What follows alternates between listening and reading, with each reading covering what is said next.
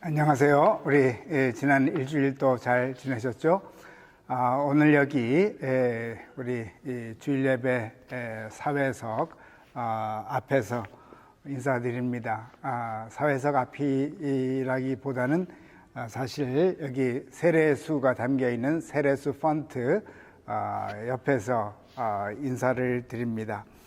어떻게 보면은 저희 교회 그 어느 곳보다도 가장 귀한 곳이 바로 이 자리가 아닌가 생각합니다. 왜냐하면은 우리 새 영혼의 탄생을 우리 기념하며 드리는 세례수 옆에서 이제 인사를 드리는 자리이기 때문입니다. 사실 그동안 팬데믹 때문에 세례식도 못 가졌는데 이제 팬데믹이 마치면서 그동안 밀렸던 여러 가지 또 우리 세례 예식들이 또 많이 다시 회복되기를 기원합니다. 아울러 저는 여기 지금 스크린 앞에서 또 인사를 드립니다. 스크린 하면은 제일 먼저 떠오르는 분들이 우리 찬양 팀들이죠. 사실 지난 1년여 수개월 동안 우리 3세대 예배를 저희들이 드리고 있는데 찬양팀들이 수고를 많이 해주셔서 3세대가 우리 함께 뜨거운 찬양을 또 하나님께 드릴 수 있게 돼서 너무 감사드립니다.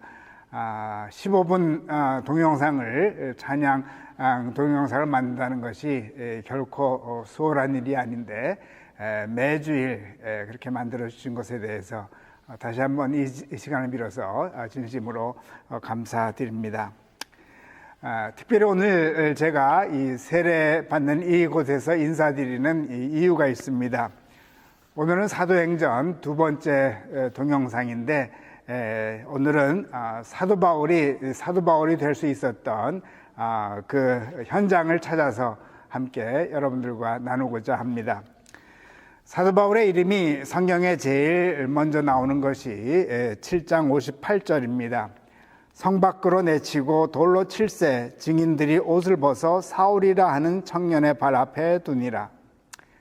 스데반의 순교 현장이죠. 아마도 사울이 총 지휘를 한 것 같습니다. 돌은 직접 던지지 않았지만 어떤 책임은 지고 있었던 것은 거의 확실하다고 봅니다. 잠시 스데반의 이야기를 먼저 나누면 스데반이 초대교회 7 집사 중 한 사람으로 선택받는데 그 이유가 있죠. 초대교회 시 성도들 숫자가 많아지면서 교회 내 갈등이 생기기 시작했습니다. 교회가 커지다 보니 생긴 갈등인데 이 갈등이 결과적으로는 전화위복이 됩니다. 이 당시 성도들은 다 유대인들이었는데 두 그룹이 있었습니다. 헬라파 유대인, 히브리파 유대인.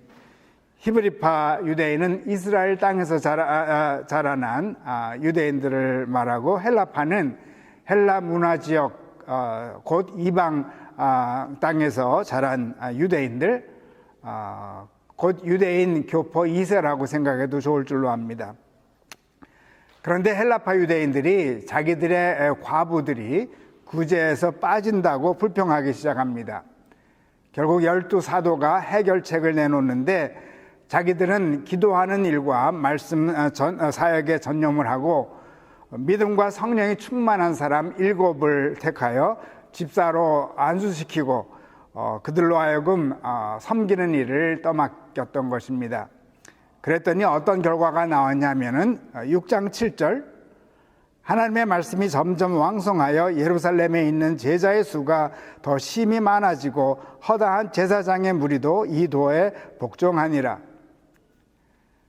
말씀 전파에다가 섬김 사역을 더하니 제자의 수가 더 심히 많아졌다고 기록하고 있습니다. 섬김 없이 말씀 중심 사역을 하니 교회 안에 갈등이 생겼습니다. 그런데 말씀 중심에서 섬김을 겸하니 교회는 더 큰 부흥을 가져온 것입니다. 그야말로 전화위복입니다. 그러나 이보다 더 큰 전화위복이 기다리고 있었습니다. 스데반은 주어진 일을 섬김의 자세로 열심히 하고 있었는데 스데반에게 놀라운 일이 일어납니다. 6장 8절, 스데반이 은혜와 권능이 충만하여 큰 기사와 표적을 민간에 행하니. 사도들은 스데반에게 섬기는 일을 맡겼지만 하나님께서는 더 큰 계획을 갖고 계셨던 것 같습니다.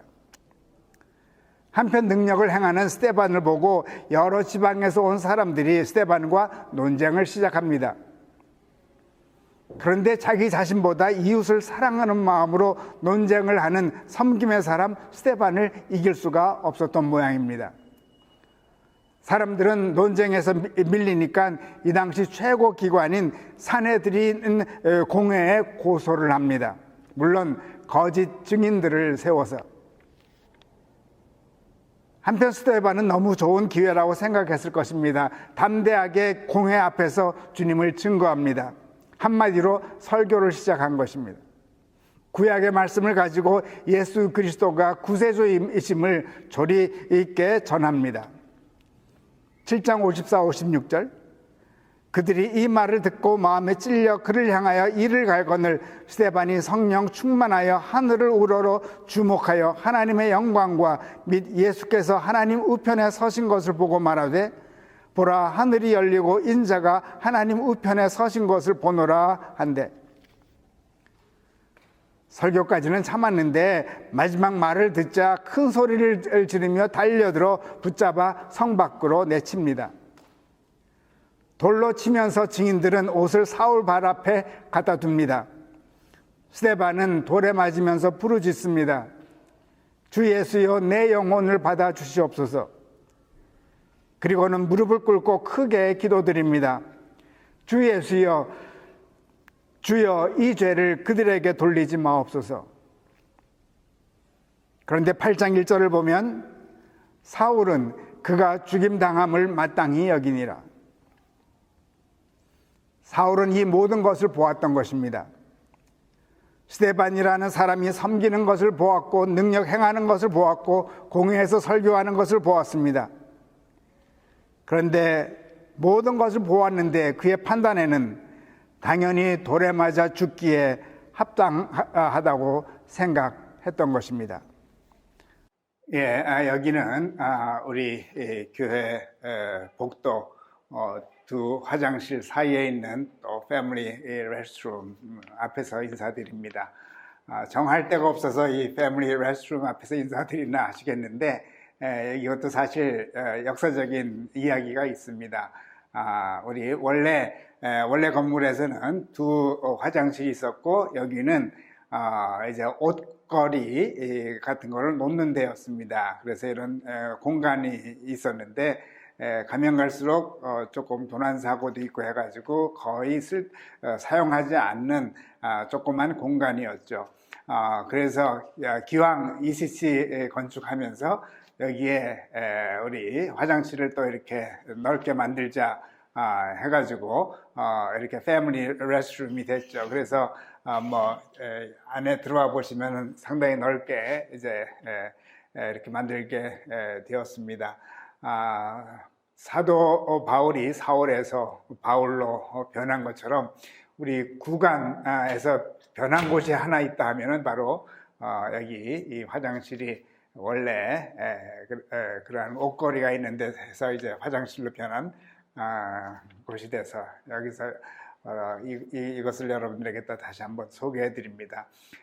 이런 것들도 원래 원래 예산에는 없었는데 나중에 추가하고 하다 보니까는 원래 예산보다 훨씬 많은 공사 비용이 들게 된 것입니다. 계속해서 우리 사울의 이야기를 해드리면은 사울은 스데반이 돌에 주고 마땅하다 생각을 했죠. 사울에게는 스데반의 마지막 외침, 주여 이 죄를 그들에게 돌리지 마옵소서, 이런 외침은 이단에 빠진 광신자들의 마지막 발악으로 들렸을 것입니다. 그리고 이와 같이 같은 광신자들은 빨리 잡아 없애야겠다는 생각이 훨씬 더 강하게 들기 시작했던 것 같습니다. 9장 1, 2절에 잘 나타나 있는데 사울이 주의 제자들에게 대하여 여전히 위협과 살기가 등등하여 대제사장에게 가서 다메섹 여러 회당에 가져갈 공문을 청하니 이는 만일 그 도를 따르는 사람을 만나면 남녀를 막론하고 결박하여 예루살렘으로 잡아오려 함이었더라. 사울은 큰 소명감에 불타고 있었습니다. 한 사람이라도 빨리 잡는 것이 하나님을 위하는 일이라는 확신 가운데 차 있었죠. 그래서 다메섹으로 향하고 있었습니다. 이때 9장 3절에서 6절 사울이 길을 가다가 다메섹에 가까이 이르더니 호련히 하늘로부터 빛이 그를 둘러 비추는지라 땅에 엎드려져 들음에 소리가 있어 이르시되 사울아 사울아 네가 어찌하여 나를 박해하느냐 하시거늘 대답하되 주여 누구시니까 이르시되 나는 네가 박해하는 예수라 너는 일어나 시내로 들어가라 내가 행할 것을 네게 이를 자가 있느니라 하시니 이렇게 해서 기독교의 신학적 기반을 세운 사도 바울이 탄생하게 됩니다. 그런데 이 모든 것의 시작은 예루살렘 교회의 갈등이었습니다. 이를 해결하기 위해서 사도들은 7 집사를 세웠고 그중 스데반이 사울에 의해서 순교를 당하게 됩니다. 한편 스데반은 순교당하면서 기도를 드리죠. 주여 이 죄를 그들에게 돌리지 마옵소서. 그의 기도가 사울에게 이루어집니다. 다메섹으로 더 많은 사람들을 죽이러 가고 있는 사울에게 주님께서 나타나신 것입니다. 그리고 그를 최초의 선교사요 신학자로 세우십니다. 제가 사도 바울을 신학자라고 말씀드렸는데 그의 신학의 정수는 어디에서 나왔을까요? 많은 학자들이 사도 바울의 신학은 그의 삶에서 나왔다고 말하고 있습니다. 특히 다메섹의 경험에서 나왔다고 생각하고 있습니다. 사실 이것을 사도 바울은 스스로 입증하고 있는데 사도 바울은 툭 하면 자신의 이야기를 꺼냅니다. 사도 바울이 3차 선교 여행을 마치고 예루살렘에서 붙잡히게 되는데 천부장이 지휘하는 영내에 끌려갔을 때 천부장 앞에서 스데반의 이야기를 포함해서 자신의 다메섹 이야기를 상세히 나눕니다. 22장 1절에서 29절까지 기록되어 있습니다. 또 한 번은 유명한 로마 칼리귤라 황제의 힘을 입어 유대 지역의 왕이 된 아그리빠 왕 앞에서 자기의 이야기를 또 나눕니다. 이때도 다메섹 이야기를 합니다. 26장 1절에서 23절에 기록되어 있습니다. 그런데 사도 바울이 2번만 고백했을까요? 아마 만나는 사람들마다 자신의 이야기를 전하지 않았을까요? 어느덧 이 이야기는 자신의 신학이 되어버린 것입니다. 신약 성경의 13권의 편지가 사도 바울의 편지인데 그 편지에 담겨있는 숨은 이야기는 바로 다메섹 이야기인 것입니다. 거저받은 은혜의 이야기. 저는 사도 바울은 성공한 사람이라고 생각합니다. 13권의 성경을 썼기 때문이 아닙니다. 자신의 이야기를 사랑했습니다. 그리고 그 이야기를 가지고 자기의 삶을 펼쳐나갔습니다. 자기의 이야기에 충실한 것입니다. 이와 같은 맥락에서 얼마 전 설교시 프레데릭 뷰크너의 다음과 같은 말을 인용했었습니다. 신학은 픽션처럼 본질적으로는 자서전이다. 아퀴나스, 칼빈, 바르트 모두 자기의 신학 시스템을 각자의 방법으로 세워갔고 또 그렇게 살아갔다. 신학자들도 실은 자기의 이야기가 있고 그것을 신학화시킨 것이라는 것입니다. 각자의 죄사함의 이야기가 있고 또 이웃을 용서한 이야기가 있다는 뜻일 줄로 압니다. 이 모든 것의 대표적인 예가 바로 사도 바울인 것입니다. 우리 신학은 본질적으로 자서전이라고 제가 말씀을 드렸는데 근데 사실 이것은 신학자들에게만 해당되는 이야기가 아닙니다. 인문학자이든 과학자이든 사업가이든 자기의 삶의 현장에서 자신의 이야기를 사랑하고 충실한 분들이 바로 성공한 삶을 살아갑니다. 그런데 우리 믿는 자들에게는 사도 바울이 경험했던 아름다운 이야기를 모두 갖고 있다고 저는 생각합니다. 시간과 장소와 환경이 바뀌어진 것뿐입니다. 만일 우리가 우리의 주어진 환경에서 우리의 이야기에 충실한다면 우리는 당연히 성공한 삶을 산 것입니다. 저희 교회에서 제일 성공하신 분 중에 한 분을 저는 올해 만으로 106세가 되시는 신자경 권사님을 꼽고 싶습니다. 권사님께서는 큰 아들의 권고로 85세에 자신의 이야기를 쓰기 시작해서 3년 만에 완성하셨습니다. 자서전 제목은 내가 살아온 길. 제 손에 지금 들려져 있습니다. 400페이지가 넘는 방대한 자서전인데 재미있게 읽었었습니다. 벌써 자서전을 쓰신 후 거의 20년이 되었지만은 지금도 아주 건강하게 잘 지내시고 계시네요. 권사님께서 이렇게 장수하실 수 있었던 비결은 아마 자신의 이야기를 사랑하셨고 그 이야기에 충실했기 때문일 줄로 압니다. 기왕 말이 나왔으니 우리 저희 아버님 말씀도 드려야겠네요. 저희 아버님은 5년 전 102세 일기로 소천하셨습니다. 저희 아버님도 자서전을 남기셨습니다. 제목은 나의 삶. 장수하신 분들의 특징인지 모르겠습니다. 물론 많은 분들이 이 자서전을 남기지는 못합니다. 그러나 자신의 이야기에 충실하신 분들이 장수하지 않나 생각도 들게 됩니다. 아버님 자서전 뒷부분은 일기가 여러 편 수록되어 있는데 처음 저희 교회 예배를 참석하신 후 쓰신 그 일기 일부를 소개해 드립니다. 10월 1일 맑음 오전 예배에 참석하다 예배 사회로부터 설교까지 영길 목사가 담당하고 있었다. 예배 순서는 우리나라 장로교에서 하고 있는 것과 대동소이하다. 기도는 김정선 장로가 하였는데 좋은 내용의 기도였다. 성가대는 30여 명의 남녀 대원으로 구성되어 있었는데 역시 음악을 좋아하고 또한 전공하는 청년들이어서 조화가 잘 되어 있는 찬양이었다. 보스턴 지역에서도 첫째로 꼽히는 성가대란 말이 있다. 주인은 음악대학 교수이면서 이 교회 장로인 변화경 여사였는데 훌륭한 분이시다. 일부만 제가 읽어드렸습니다. 두 분의 공통점은 한마디로 갈등을 루오봇으로 바꾸신 분들이 아닌가 저는 생각해 봅니다. 아울러 그로 인해서 모두 자신의 이야기에 충실하셨습니다. 그런데 모든 것의 시작은 이삭이었습니다. 그는 자기의 이야기에 충실했습니다. 갈등의 현장에서 그는 노래를 불렀던 것입니다. 르호봇.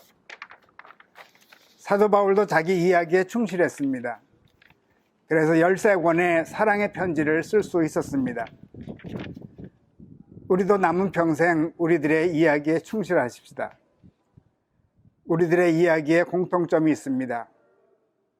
우리들의 이야기도 모두 갈등 속에서 피어난 르호봇의 이야기입니다. 물론 주소는 다릅니다. 이삭은 그랄 골짜기였고 사도 바울은 다메섹 도상이었습니다. 우리의 주소는 다르지만 가사는 같습니다. 르호봇. 남은 한 주 매일 르호봇의 이야기에 충실하십시다. 갈등의 현장이 르호봇의 우물로 변하게 될 것입니다. 그리고 우리가 사는 곳에서 르호봇의 샘물이 항상 흐르게 될 것입니다. 온 세상에 있는 계곡마다 우렁찬 합창소리가 울려 퍼지게 될 것입니다. 르호봇. 넓다. 감사한 것은 오늘 기도 후에 우리 나사렛 사람 교회 유경열 목사님께서 심무하시는 그 교회 집사님이신 이정국 집사님께서 루어봇의 노래를 불러주시겠습니다. 감사드립니다. 기도드리겠습니다. 아버지 하나님, 정말로 이삭의 루어봇의 이야기로 시작해서 이제 오늘 사도 바울의 루어봇의 이야기를 또 생각할 수 있도록 축복하여 줬음을 감사드립니다. 사도 바울의 그 놀라운 이야기가 있기 위해서는 예루살렘 교회에 갈등이 있었고 스데반이라는 아주 충성된 집사님이 계셨고 그 후에 하나님께서는 다메섹 도상을 통하여 루어봇의 놀라운 이야기를 사도 바울에게 허락하여 줬음을 감사드립니다. 그 이후 사도 바울은 자기에게 주신 거저받은 은혜에 감사하며 충실한 삶을 평생 살아가며 끝내 열세권이라는 성서까지 남길 수 있도록 주님께서 축복하여 줬음으로 인하여 감사드립니다. 사도 바울은 자기의 자랑이 아니라 모든 것이 하나님의 은혜임을 감사하며 갈등의 현장에서 루어봇의 노래를 불렀기에 오늘까지 아름다운 자취를 이 땅에 남겼던 걸 생각하며 감사드립니다. 우리도 우리들의 주소는 다르지만 우리들의 삶의 현장에서, 특별히 갈등의 현장에서 루어봇의 노래를 부르는 저희들 되게 도와주시고, 루어봇의 노래를 부를 때마다 거저주시는 바 하나님의 은혜가 샘물처럼 솟아나는 아름다운 삶을 늘 경험하게 도와주시고, 그러면 그럴수록 더욱더 루어봇의 노래를 부르며 예수 그리스도의 아버지 하나님께 늘 영광 돌리는 저희들의 삶이 되게 축복나려 주옵소서. 저희들에게 아름다운 믿음의 선배들을 또 많이 허락하여 주셨음을 다시 한번 감사드립니다. 특별히 신자경 권사님, 이제 연로한 가운데서 하늘나라를 바라보며 하루하루 지내고 계시온데 주께서 늘 함께하여 주시고 마음의 평강과 기쁨과 감사의 삶 늘 허락하여 주시고 끝없는 루어봇의 노래의 주인공으로 하루하루 살아가도록 축복하여 주시옵소서. 예수 그리스도 이름으로 기도드리옵나이다. 아멘.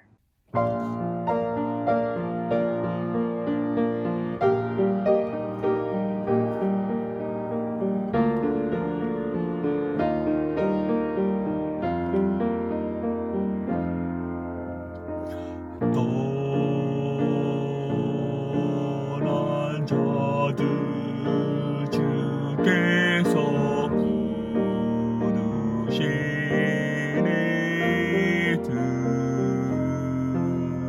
이제 약속 따라서 사는 사람들 여기 있네.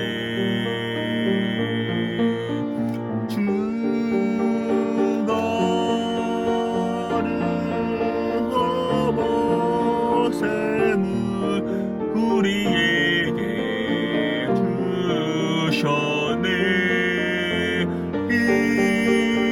이곳은 넓은 곳, 하나님 보내신 곳. 다툼과 대적이 있으나 축복의 근원 되리. 우리 함께 부르짖는 곳에 노래를 다시 함께 찬양하자. 루어봇의 주님.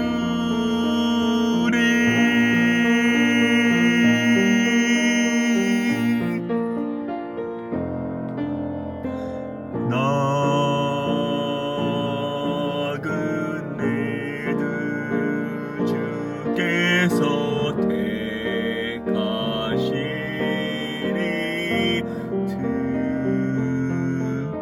이제 주의 배 원하는 사람들 보내시네. 주가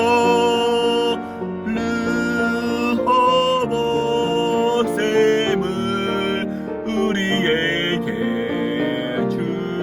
주셨네. 이곳은 넓은 곳, 하나님 보내신 곳. 다툼과 대적이 있으나 축복의 근원 되리. 우리 함께 부르짖어 르호보세 노래를 다시 함께 찬양하자. 르호보세의 주님.